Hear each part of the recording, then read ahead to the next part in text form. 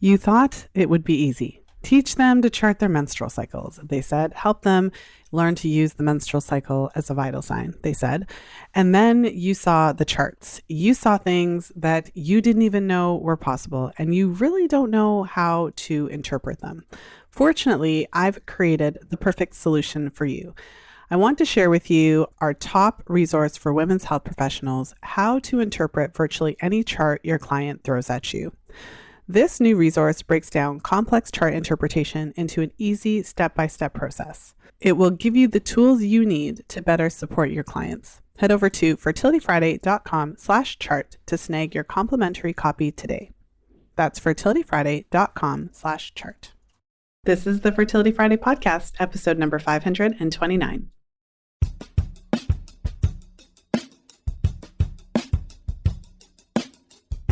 Today, I'm sharing a brand new episode in my FAMM research series.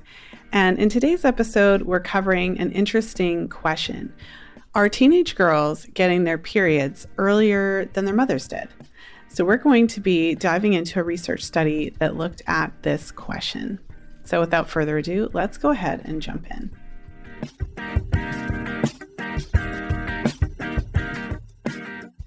So I always say that the names of these research studies leave something to be desired, but the name of today's study is a study on age of menarche between generations and the factors associated with it. And so, what's interesting about this question is that when you look at the research, generally speaking, the average age of menarche does tend to fall somewhere between about 13 years of age, so give or take. But we all know that some girls will start menstruating earlier or later. And in your own life, you may be able to think of some girls who have started menstruating quite a bit earlier or quite a bit later. So I think the earliest menstruation that I have, had a conversation with somebody about, so kind of like that direct exposure, would be about 9, which is super, super early. I've also known of girls to menstruate, of course, around age 10. And if you've listened to any of our reality series episodes, whether it be the Pill Reality series or the FAMM series where real women are sharing their experiences of menstruation and pill use and those kinds of things, there have been a number of women on the show who have shared that they've had an earlier menstruation at about age 10. And I would say that that situation is associated with certain challenges from an emotional standpoint. In my interviews, I found that women who start menstruating earlier, they're less likely to have been informed fully about the process of menstruation. And so understandably, if a young girl starts menstruating, but she really has never heard of it or she didn't really know much about it, it can be extremely traumatic.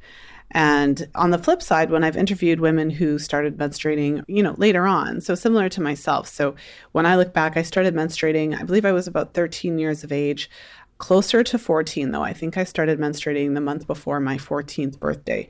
And so by that point, a lot of my friends had already started menstruating. I was old enough. I had learned about it. I knew about it. And I was very much prepared for it. I was actually waiting for it impatiently. And so when it finally happened, it was kind of like, oh, okay, there it is. But that would be a very, very different experience for someone who is a youngster. Now, with that said, in this study, they're not necessarily looking at the kind of emotional impacts. They're more asking the question about what factors could be having an effect if there is this change in the onset of menstruation. So they're looking at lifestyle factors, things like sleep, whether it's exercise, dietary habits, and a variety of other scenarios, and kind of looking at if those things could have an impact on this kind of earlier onset of menstruation. What's interesting about this study is that they're not really looking at some of those more emotional impacts that I was talking about there.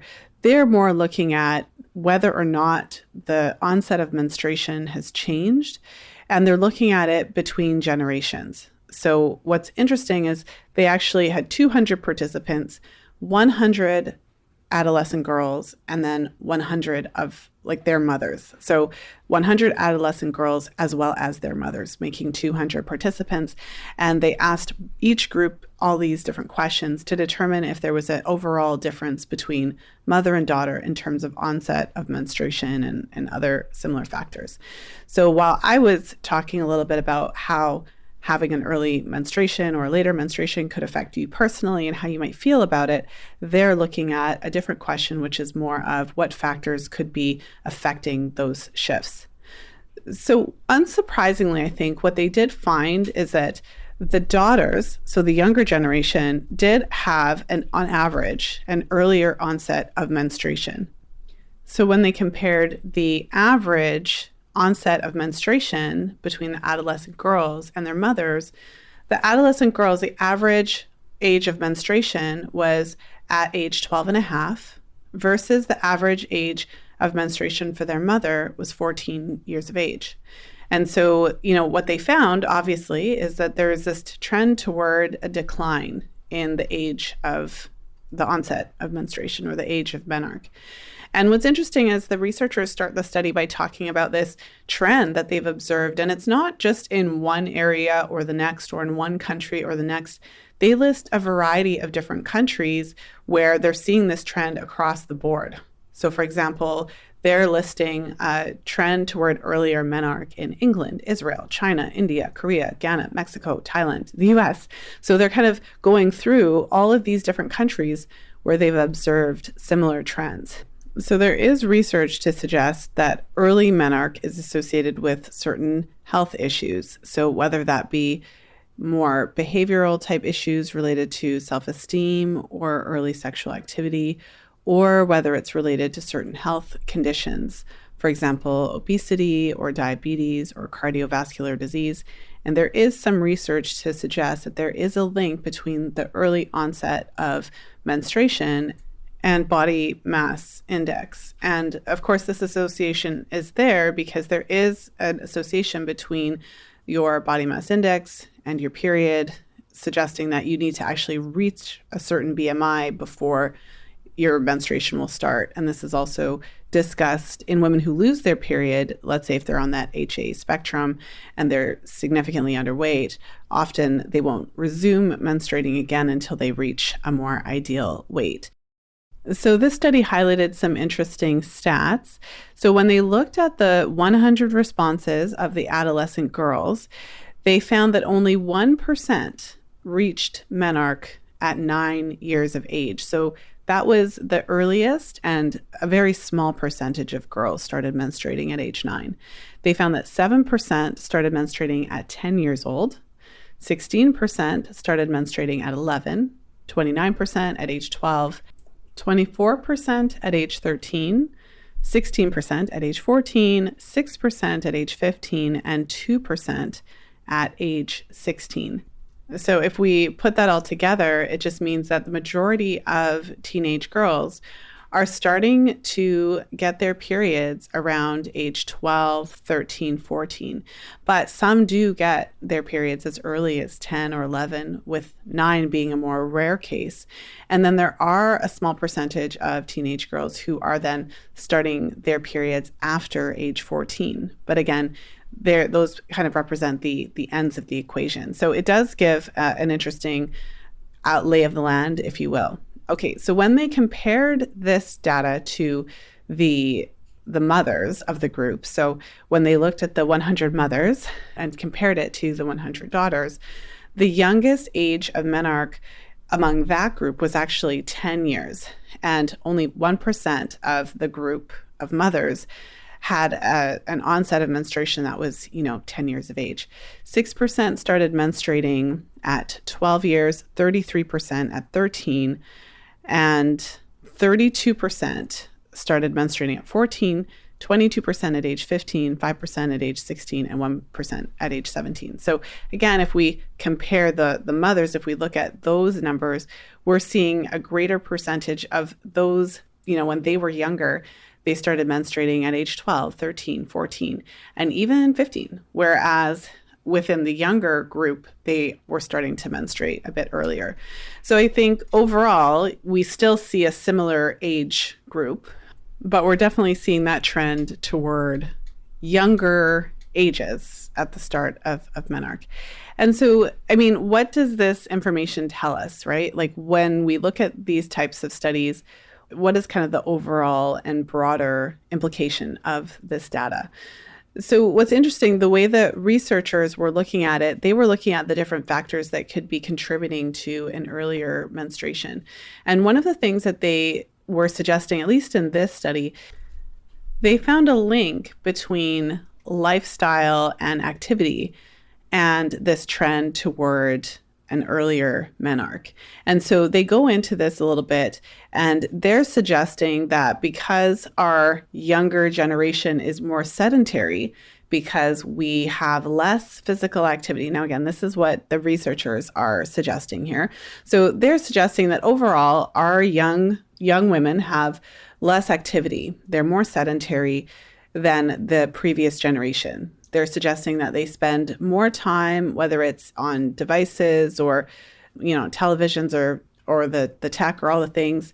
And they're suggesting that this has an overall impact on BMI, but also they go on to talk a little bit about the potential impact of this increased sedentary lifestyle with the way that our bodies process estrogen. I wanted to pop in with a quick message from today's sponsor, Audible.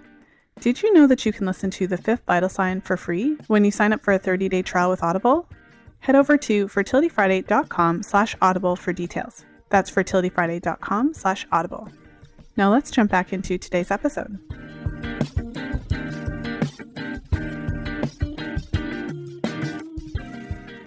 So if I read a little bit from the study, what the researchers said was that the finding of the study revealed that the average age of menarche in the adolescent girls was decreased compared to the mothers, and it was also noted that menstrual cycles are regular in the mother compared to their daughters. They say there was a significant difference in the habitual and lifestyle pattern among mother and adolescent girls. It was found in the study that lifestyle pattern, whether active or sedentary, plays a significant role in the decline of the menarche age. So what's interesting as well is they have a bit of a hypothesis as to how this is affecting it. So they're suggesting that because we know that physical activity reduces our endogenous estrogen, so the estrogen that we produce in our bodies, so they're saying that when you have an increased level of physical activity, your metabolism is increased, as is your body's natural ability to break down and clear estrogen from the body. And so they're suggesting that when we have a higher kind of sedentary lifestyle, that we end up clearing less of our estrogen or clearing it less effectively. So they're basically suggesting that this is especially relevant and critical when we look at teenage girls in particular, because during this time of puberty, we're even more sensitive to the impacts of estrogen. And they're suggesting that when we have an increased sedentary lifestyle in this phase of life, it could potentially increase the amount of estrogen that we actually have on board, because we are then not clearing our estrogen as effectively, not breaking it down, not getting rid of it. And during this time of adolescence, when we're particularly sensitive to this output of estrogen, it could lead to an earlier onset of menstruation. Now, it's interesting to think about this because, of course, there are other theories around it. There are other research papers that particularly look at weight and would suggest that obesity is the result. And there's other papers that would look at nutrition or look at the impact of chemical exposure and how all of those things could be changing when girls are getting their first period. And there is, again, this within the research, there's this average age that is normal, and that's somewhere between 12, 13, 14, potentially 11 on the younger end. But there, and I should include 15 as well. But then when we see the age of menarche on the outer ends, when we're seeing it at age 9 or age 10, when we're seeing it at age 16 or age 17, then there are other factors that could be at play. And I suppose this whole conversation goes back to the concept of the menstrual cycle as a vital sign. And some of the organizations that are sharing this idea are often focused on adolescence and why we should pay particular attention to the onset of menstruation and how menstruation is taking place in young girls, because it is a sign of health. It's certainly possible that the early onset of menstruation, when it's happening before age 12, if it's happening at age 10 or at age 9 especially, could be an indication of like what they were talking about, things that we should be looking at related to BMI and other potential factors, whether it be the sedentary lifestyle that they're talking about here in this paper, or other potential factors like chemical exposure or things of that nature. And then when menarche is delayed, when we're seeing girls who are 16 or 17, it should really be a red flag for us to be looking at what could be delaying that from happening. I do remember a podcast episode where I interviewed this woman, and she was there because she was actually sharing her experience on the pill and how she had experienced a pulmonary embolism as a side effect and told, live to tell the tale. But in that interview, she shared that she had a delayed menarche and had been put on the pill before she ever had her first period. So when we were having this conversation, I think if I remember correctly, she hadn't even had her first period naturally, at this stage, because she had been put on the pill proactively. And so I would say that's not the right decision. I think that when a girl is not having her period after age 16, we should definitely be looking at it. And even within the conversation, she shared that she was really paying close attention to her weight. She was exercising a lot and she was restricting her eating. So it's very likely in her case that would have been contributing to this delayed onset of menstruation. So one thing I like to consider toward the end of all of these research series episodes is, what does the study tell us? So ultimately, I think the study provides us with some really just general interesting information about the trends in the onset of menstruation. For any of you who have daughters or sisters or nieces, goddaughters, all of the girls in your life, it does make you think. And I'm now a mother of a daughter, although she does have quite a ways to go before she reaches menarche. But I've certainly thought about this as I've watched my boys grow up. So at the time that I'm recording this, my youngest son is 8, about to be 9, and my eldest is 11, about to be 12. And I know girls and boys are different, but I just look at especially my younger son at 8 turning 9, and I think to myself, that would be really challenging for a girl of that age to be going through the same thing. It's not to say that she couldn't handle it, but it does feel quite young. And I think all of us kind of intuitively feel that. We're kind of like, oh, wow, that's pretty young to start menstruating. One thing to consider is that within this conversation, when we put aside the extremes of way too early and way too late in terms of menstruation, what we do see is that there is some positive aspects of this trend toward earlier menarche. There is some research to suggest that earlier menarche, of course, within what we would consider to be normal and optimal, is associated with improvements in nutrition and improvements in exercise and overall kind of dietary lifestyle changes that are positive. And that's suggested to be one of the reasons why we're seeing this downward trend. So I would say that the overall, what is this research telling us? What is the takeaway for us? It is that there is a connection, obviously, between our menstrual cycle and our overall health. And as we're raising our daughters, it's really important and essential to be optimizing their nutrition to the greatest degree, making sure that they're consuming nutrient-dense meals, making sure that we're minimizing their chemical and toxin exposure, and supporting them to have a healthy balance of physical activity and nutrition. And ultimately, that combination, when it's done in an appropriate way, would lead us to have more likely to have that menarche be within that sweet spot, between that age 12, 13, 14. That is kind of that center of what we would consider. One thing I do want to say, though, is that I know that some of you listening probably did have an earlier menarche or did have a later menarche, and I wouldn't want you to take from this episode that there was something wrong with you or anything like that. We're not robots, and there's a lot of different factors, some of which we wouldn't even necessarily know about, that contribute to when we are going to start our periods. There is some discussion even for menopause, when we have our last period, and how that relates to other women in our family.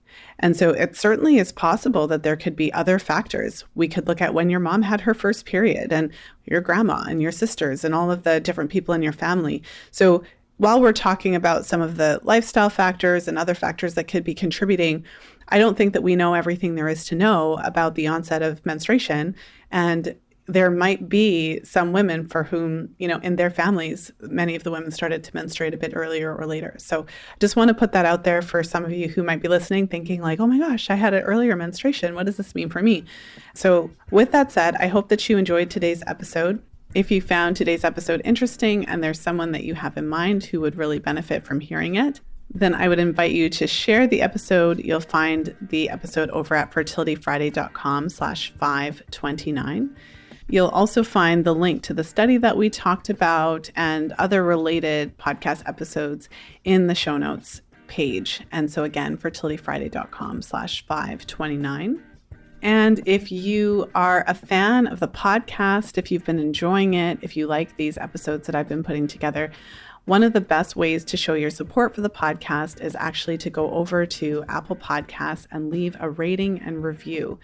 I do read them, and I really appreciate anyone who takes the time to do that. So I would certainly invite you to leave us a rating and review on Apple Podcasts if you've been loving the show. So with that said, I hope you have a wonderful weekend, whenever you're tuning into the show. And of course, as always, until next time, be well and happy charting. And that's a wrap. If you're loving the Fertility Friday podcast, then I know you'll love our Fertility Awareness Mastery Mentorship Program. It's a 9-month immersive experience that will completely transform the way you work with clients, allowing you to not only teach fertility awareness to your clients, but to use the menstrual cycle as a vital sign and diagnostic tool in your women's health practice. Our next class starts on October 4th, so there's still time to reserve your spot. Apply now at fertilityfriday.com/FAMMlive. When you apply, you'll have the opportunity to join one of our upcoming information sessions for additional details. There are no other programs like this offered anywhere. Transform your practice in 9 months. Head over to fertilityfriday.com/FAMMlive to apply now. That's fertilityfriday.com/FAMMlive.